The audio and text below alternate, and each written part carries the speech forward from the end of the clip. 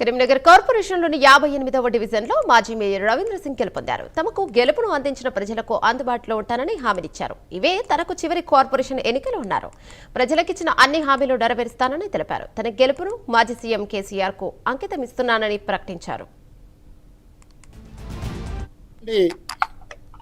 ఎన్నికలలో ప్రచారంలో భాగంగా ఈరోజు చివరగా విజయం సాధించడం జరిగింది. ఇది నేను నా జీవితంలో 6వసారి ఎన్నిక. ఎన్నడూ మున్సిపాలిటీ ఎన్నికల్లో ఓడిపోలే. ఇక మళ్ళీ ఎన్నికల్లో కూడా మున్సిపాలిటీలో పోటీ చేయను. ఇదే నా చివరి ఎన్నిక మున్సిపాలిటీకి. సో ఈ ఎన్నిక కేసీఆర్ గారి బర్త్డే 17th నాడు ఉంది కాబట్టి వారికే అంకితం.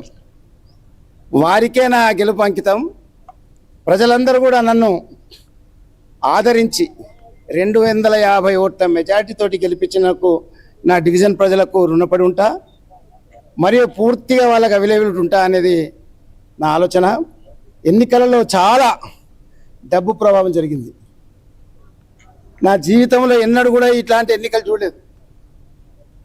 ఓటుకు నోటిచ్చి, నోటు కాదు నోట్లు 5,000, 3,000, 2,000 ఒక్కొక్క ఓటుకు ఇచ్చి ఎన్నికలలో గెలవాలనుకుని ప్రయత్నాలు చేసిండు. గత 15 రోజుల నుండి